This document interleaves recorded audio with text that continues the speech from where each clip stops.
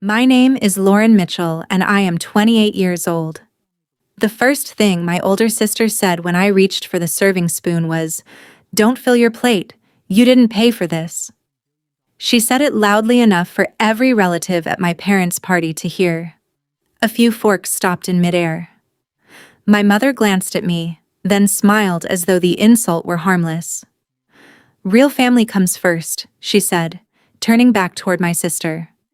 I had spent 3 weeks arranging that dinner, approved every menu change, and put my own card down for the reservation. Yet no one at the table knew, because I wanted the evening to feel like a gift, not a performance. My sister believed my silence made me powerless. She leaned back with the satisfied expression she always wore whenever she thought she'd put me in my place. I looked at the untouched food on my plate, then at the people waiting to see whether I would defend myself. For years, I had explained, forgiven, and paid without asking for credit. That night, I realized another explanation would only give them another chance to dismiss me. So I nodded, folded my napkin, put on my red coat, and walked out. In the lobby, I asked the manager to remove my payment authorization from the final bill. I was willing to lose the deposit, but I would not finance another minute of humiliation. Moments later, he carried the folio back to the table. Through the glass doors, I watched my sister's smile disappear as he said, "The woman in the red dress canceled the reservation payment and asked me to hand this to you." The color drained from their faces, but the bill was only the beginning. Before I tell you what happened after I walked out, and what my family discovered when they opened that bill, tell me, what time is it where you are? Where are you watching from? And what's the weather like there? I'm curious to see how far this story will travel. 3 weeks earlier, my mother, Patricia, had called to say she wanted one simple dinner for her 60th birthday. In our family, simple never stayed simple for long.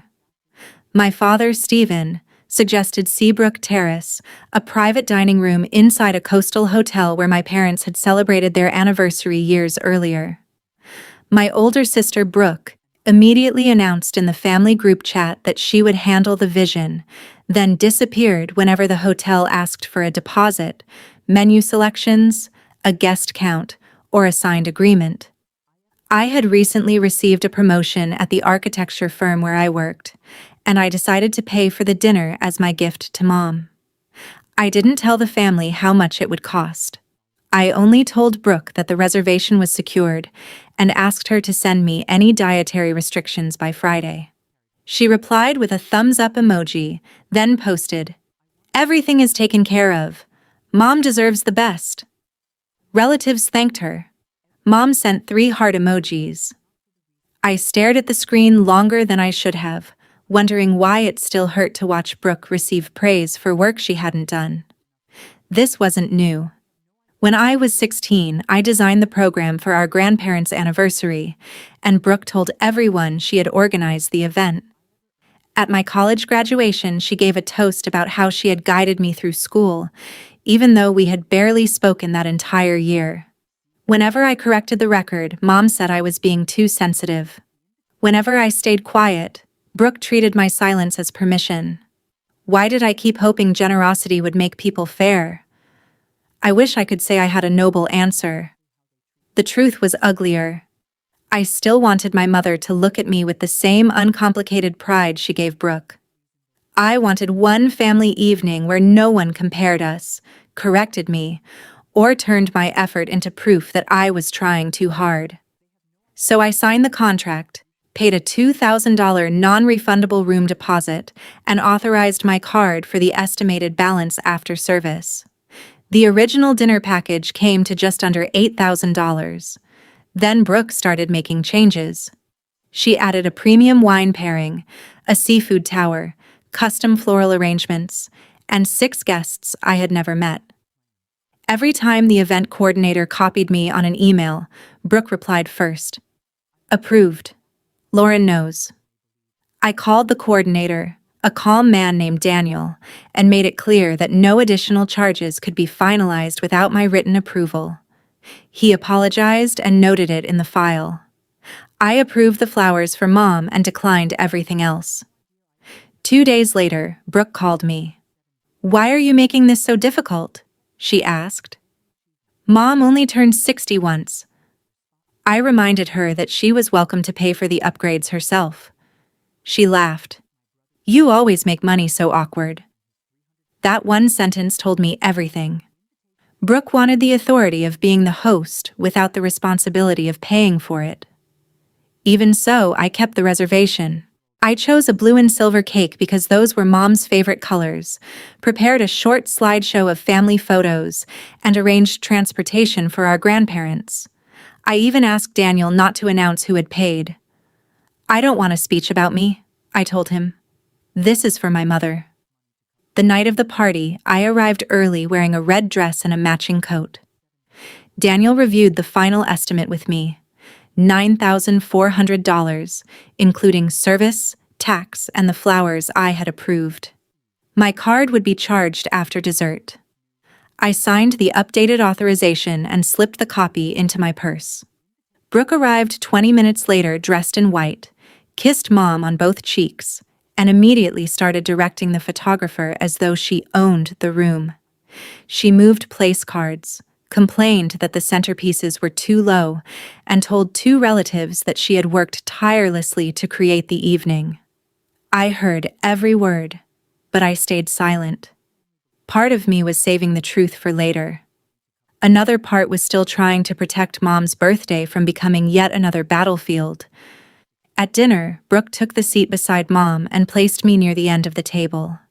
When I quietly moved my place card back to the host's seat Daniel had assigned me, Brooke raised an eyebrow. "That's for whoever organized this," she said. I met her gaze. "Are you sure you want to make that the rule?" She smiled because she thought I was bluffing. I sat down anyway. During the first course, she talked over me. During the second, she accepted compliments about the venue. By the time the main course arrived, she had rewritten the entire evening with herself at the center of it, and Mom was helping her do it. Then I reached for the serving spoon, and Brooke decided that taking credit wasn't enough. She wanted to humiliate me too. "Don't fill your plate," Brooke said, tapping the serving spoon with one manicured finger. "You didn't contribute a penny to this dinner." She didn't whisper. She wanted an audience. The conversation around us fell into silence, and I felt the old family reflex take over. Everyone looked at me, waiting to see how gracefully I would absorb the insult. Mom smiled into her wine glass. "Brooke is only teasing," she said. Then she added, "Real family comes first. We should be grateful to the people who actually showed up for me." I had arrived before everyone else. I had signed every document. I was sitting 2 seats away because Brooke had moved my place card. Yet Mom's words made me feel like an uninvited guest. I asked her calmly, "Who do you believe paid for tonight?" She looked surprised that I had answered at all. Brooke laughed before Mom could respond. "Please, you probably booked the room with Dad's hotel points and expect a parade." One of my cousins lowered his eyes. My aunt pretended to straighten her napkin. Dad studied the label on the wine bottle as though it contained instructions for escaping the table. I could have opened my purse and placed the contract beside Brooke's plate. I could have listed every phone call, every payment, and every detail she had claimed as her own. But one question stopped me. If proof was the only language they respected, why was I still volunteering to pay for people who had already decided I was worthless? I set the serving spoon down. "You're right," I said. Brooke blinked. She had been expecting an argument. I shouldn't eat food I didn't contribute to. Mom let out a relieved little laugh, believing I had surrendered. I carefully folded my napkin, placed it beside my untouched plate, and stood. Brooke's smile widened. "Don't be dramatic." "I'm not," I said. "I'm correcting the arrangement." I put on my red coat and walked toward the lobby. No one followed me. That hurt more than Brooke's insult, but it also made my next decision easier. Daniel was at the reception desk reviewing service notes. I asked whether the final charge had been processed. He said it hadn't. The authorization would be finalized after dessert. I told him to remove my card from the folio. He reminded me that the room deposit was non-refundable and that the remaining balance would become due immediately from the party. I understand, I said. Please keep the deposit. Consider it the price of learning. He hesitated. Would you like me to tell them there's been a payment issue? Tell them the truth, I replied. The woman in the red dress canceled the reservation payment and asked you to deliver the bill. Daniel studied my face for a moment, then nodded. I started toward the valet desk, but before I reached the outer doors, I heard my father call my name from the dining room. I turned toward the glass partition. I watched Daniel place a black leather folio beside Brooke's plate. Her smile vanished. Mom leaned toward him, confused. Daniel repeated the sentence exactly as I had requested. Even from the lobby, I could see the color drain from their faces. Brooke opened the folio, scanned the total, and snapped it shut. Dad pushed back his chair and hurried toward me. Lauren, what did you do? He asked. Not. What did they say to you? Not. Why did you leave? Just, what did you do? I looked past him toward the table. I stopped paying for a dinner I was told I hadn't contributed to. He lowered his voice. This is your mother's birthday. It was also my gift, I said. Brooke rejected the gift in front of everyone. I'm simply respecting her decision. Behind him, Brooke stood and waved the bill. This is insane. She can't abandon us with this. Daniel remained composed. The host removed her payment method before settlement. The outstanding balance is $9,486. Brooke stared at him. I'm the host. Daniel opened his tablet.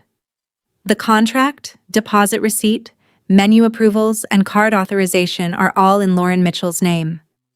A murmur spread around the table. I thought Brooke paid, one relative whispered. That's what she told us, another replied. Brooke's head snapped toward them. I coordinated everything. Daniel scrolled once. The event file shows that Ms. Mitchell coordinated the reservation. It also shows several upgrade requests from your email that were denied because you were not financially authorized. Brooke's face turned crimson. Mom looked from Daniel to me as though the room had shifted beneath her. Lauren, come back inside, she said. We can discuss this privately. You were comfortable humiliating me publicly, I replied. Why should the truth require privacy?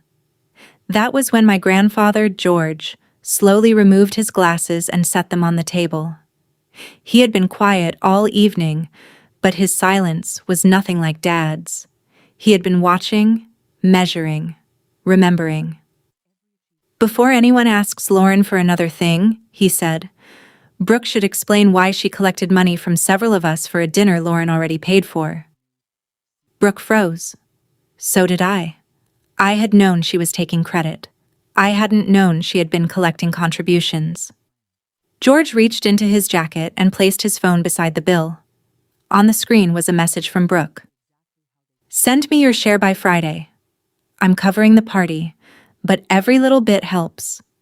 Beneath it was a transfer receipt for $500. My aunt checked her own phone. Then my cousin did the same. Within seconds, 4 relatives had found payments totaling more than $2,000. The room was no longer looking at me. Every eye had turned toward Brooke. She stared at the transfer receipts as though they had appeared by magic.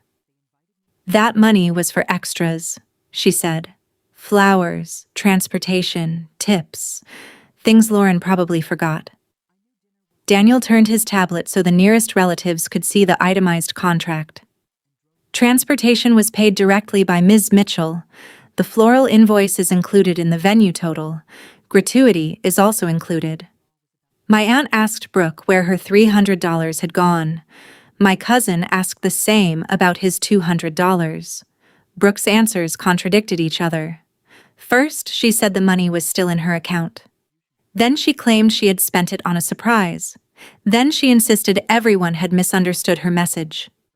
George raised one hand, and the questions stopped. "There is nothing unclear about 'send me your share,'" he said. "You allowed this family to believe you financed the evening. You insulted the person who actually did, and you collected money on top of it." Brooke turned toward me, panic replacing her arrogance. Lauren set this up. She knew exactly how this would look. I almost admired how quickly she tried to turn my boundary into her conspiracy. "I didn't know about the transfers," I said. "But I do know you told the hotel you were authorized to approve additional charges." Daniel nodded. "There is one more matter." He opened an email chain and read the subject line, "Birthday Presentation Revision." Brooke had contacted the venue that afternoon and requested a new message for the cake that read, "With love from Brooke and the family." She had also asked the photographer to place her beside Mom in every formal picture and instructed the staff not to mention my name during the toast. The final line of her email read, "Lauren prefers to stay out of the spotlight." Something inside me went completely still. Brooke hadn't simply accepted mistaken praise. She had carefully planned my disappearance. Mom read the email twice. "You told me Lauren didn't want to be involved," she said. Brooke opened her mouth, but no words came out. Mom turned to me. "Is that why you didn't give the birthday speech?" "Brooke told me you wanted her to do it," I said. "She told me you thought I made family events too much about myself." Mom's face tightened. Dad finally returned to the table, no longer able to hide behind a wine bottle. "Brooke, pay the bill," he said. The firmness in his voice surprised everyone. Brooke gave a short, brittle laugh. "With what? I didn't agree to a $9,000 bill." "Neither did the relatives who sent you money under false pretenses," George replied. "Yet you accepted theirs." Brooke pulled a credit card from her purse and handed it to Daniel with a dramatic flourish, as though she could still regain control. "Fine. Charge it. Then everyone can stop acting like I committed some unforgivable crime." Daniel carried the card to the terminal. We waited. The machine beeped. He tried again. Then he returned and quietly said the transaction had been declined. Brooke's face went from red to gray. She offered a second card. That one was declined too. No one laughed. Their silence was worse. It stripped away the image Brooke had spent years creating. The successful daughter, the generous organizer, the woman who always knew better. Mom looked devastated, but for once, she didn't rush to defend her. "You told me you had paid for the venue," she said. "You let me thank you in front of everyone." Brooke's eyes filled with tears, but her voice remained sharp. "I was going to make it work. Lauren always has money. She enjoys rescuing everyone." That sentence destroyed whatever sympathy remained in the room. I stepped back through the glass doors and returned to the edge of the table, not to rescue them, but because I wanted Brooke to hear me clearly. "I did enjoy helping," I said. "What I didn't enjoy was being erased while you spent my money as proof of your own generosity." Brooke whispered, "You're really going to leave Mom with this bill?" I looked at Mom. "No. Brooke is." She claimed the dinner, accepted the credit, collected the contributions, and told me not to eat. Ownership comes with a price. George asked Daniel to separate the charges Brooke had requested from the original package. Daniel explained that the party could settle the balance using multiple cards. Dad paid a portion. Mom withdrew money from a savings account. Several relatives applied their earlier contributions only after Brooke transferred the money back. She stood at the table making repayment after repayment while everyone watched the balance in her account shrink. She had to borrow the remaining amount from Dad, who told her it would be documented and repaid in monthly installments. The dinner continued only because the venue had already served most of the meal, but the celebration was over. No one asked Brooke to give the toast. The photographer discarded the shot list she had requested. The cake plaque was replaced with the original message I had approved. Happy 60th, Mom. When Daniel offered me a slice, I declined. I had lost $2,000, but I had gained something I had never been able to buy. A clear answer. They hadn't failed to recognize my effort because I had explained it poorly. They had failed because my silence had always been convenient for them. As I left for the second time, Mom followed me into the lobby. Please don't let this destroy the family, she said. I turned to her and asked the question I had avoided my entire life. Why is the family only considered destroyed when I stop accepting the damage? She had no answer. I went home alone, but for the first time, I didn't feel abandoned. I felt finished. The messages started before I reached my apartment. Dad wrote, "Your mother is crying." Brooke wrote, "You humiliated me on purpose." Mom called 6 times, then sent a voice message asking me to come back and end the night with grace. The wording would have been funny if I hadn't heard the accusation beneath it. They still believed peace was something I was supposed to create by swallowing the truth. I turned off my phone and slept better than I had in months. The next morning, I found 37 messages in the family group chat. Brooke had posted a long explanation claiming she had collected contributions because she intended to reimburse me later. George replied with a single sentence, "Then show the transfer you plan to make." She didn't answer. My aunt asked why Brooke had changed the cake plaque. My cousin shared a screenshot of Brooke telling him, "Lauren barely helped, so I'm covering almost everything." Mom asked everyone to stop discussing private matters in the group. George replied, "The deception happened in this group. The correction belongs here too." I didn't add a single comment. For once, the facts were doing the work without my help. On Monday, Brooke showed up in the lobby of my office without an appointment. She wore sunglasses and carried an envelope. I met her downstairs because I didn't want her anywhere near my colleagues. She pushed the envelope toward me. Inside was a check for $2,000, the amount of my lost deposit. "There," she said. "Now we're even." I handed it back. "We're not even. Money is the easiest part." She took off her sunglasses. Her eyes looked tired, but her anger was still there. "What else do you want? An audience? A public execution?" "I want a public correction," I said. "Tell the family I planned and paid for the dinner.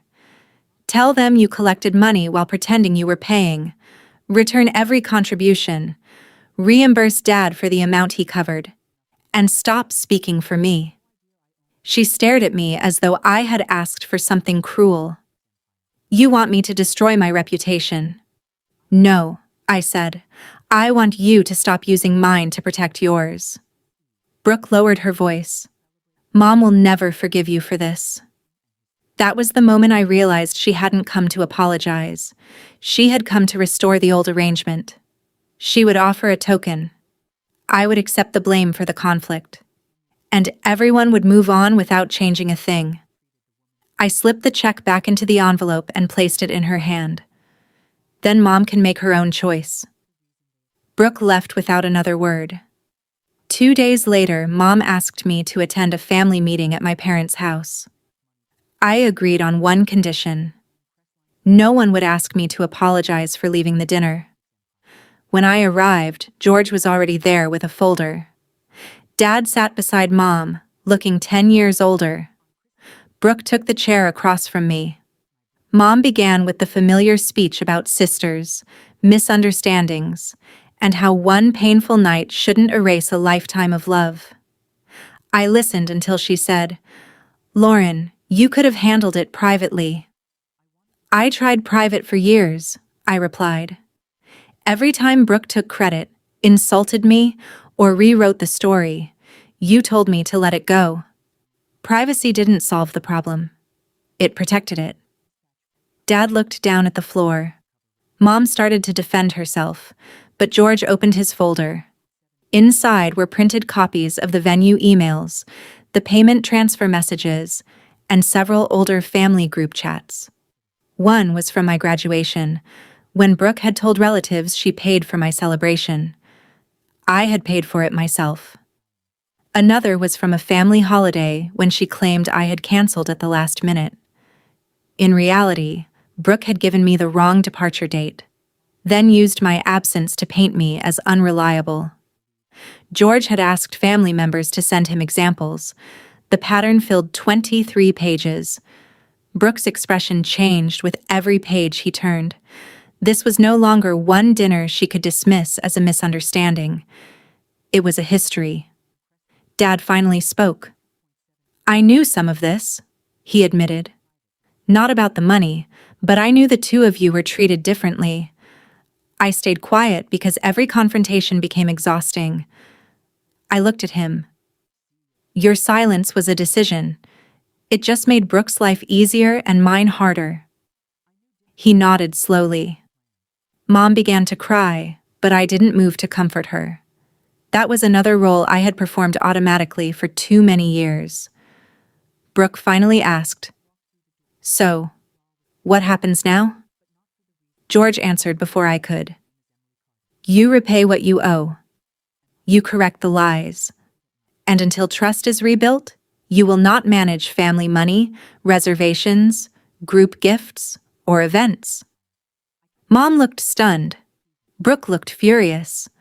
For years, organizing family occasions had been her throne. Losing that role hurt more than having her credit cards declined. Dad agreed. Then, after a long silence, Mom agreed too. Brooke looked at me, waiting for me to soften the consequences. I didn't. Revenge, I realized, wasn't the moment her card was declined. It was the moment the family stopped asking me to protect her from the truth. Brooke waited 4 days before posting the correction. It wasn't graceful. She wrote that emotions had been high, communication had broken down, and certain assumptions had been made about the party.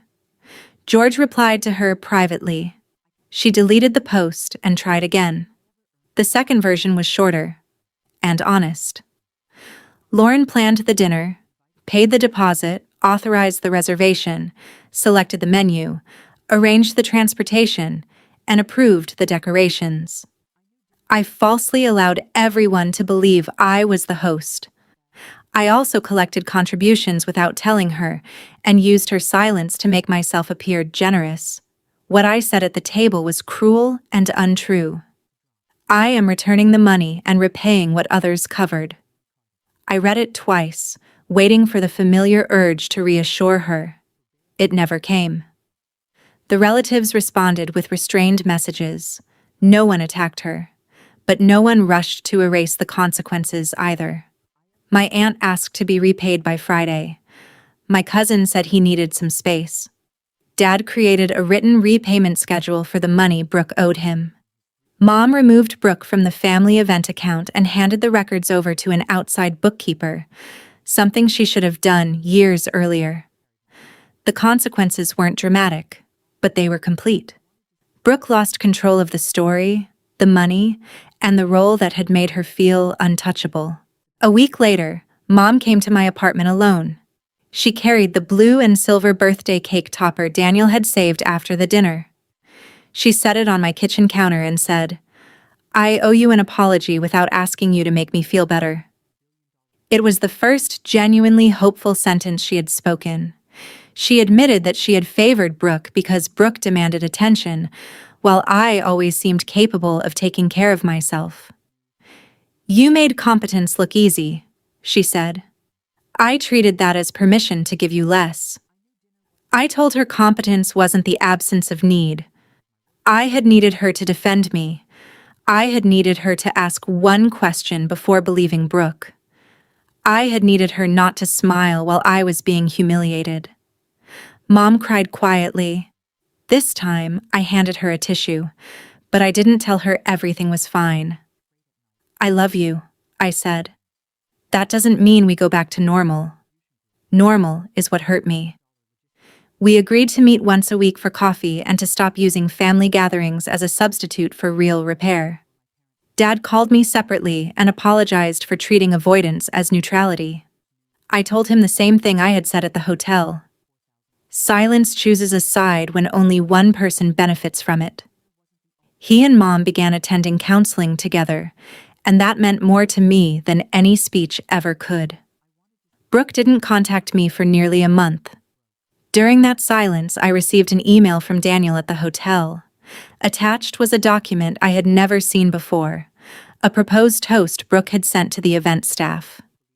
In it, she planned to thank Mom for teaching her that the people who truly contribute never need recognition, before announcing that she had personally saved the party after I became too busy with work.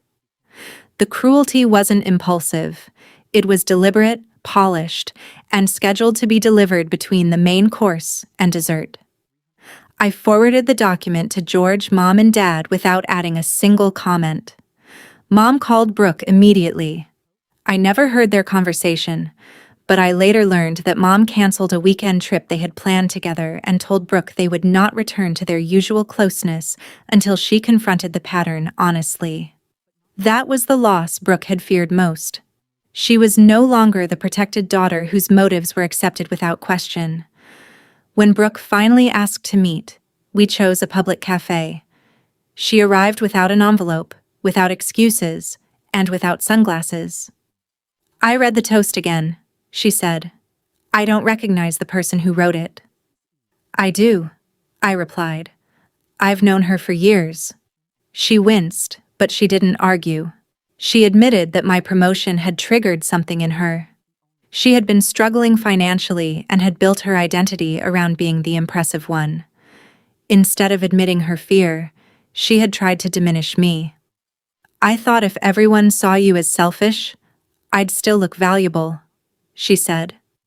I asked whether she was sorry for hurting me or sorry that her plan had failed. She took a long time to answer. "Both," she finally admitted. It wasn't the perfect answer, but it was an honest one. I told her I wasn't ready to forgive her, and I might never trust her with my money or my reputation again. She nodded. "What can I do?" "Change when nobody is watching," I said, "and stop expecting access to me as proof that you've changed." We left separately. There was no hug, no dramatic music, no instant healing. That made the moment more real than every promise our family had ever made before. 6 months later, Mom invited me to a small family dinner at the same hotel. My first instinct was to decline. Then she sent me the reservation confirmation, the paid receipt, and the guest list, with no surprises. "You don't need to organize anything," her message read. "You only need to decide whether you want to come." That distinction mattered. I accepted. When I arrived, Brooke was already seated. She hadn't touched the place cards, the menu, or the photographer's schedule, because there was no photographer. The dinner was simple, fully paid for, and intentionally ordinary. Mom had arranged everything herself with Dad. George sat at the head of the table, watching everyone with the faint smile of a man who understood that progress was less impressive than performance, but far more valuable. Brooke greeted me politely. She didn't attempt a dramatic apology. Over the previous 6 months, she had repaid every relative and made 3 payments to Dad.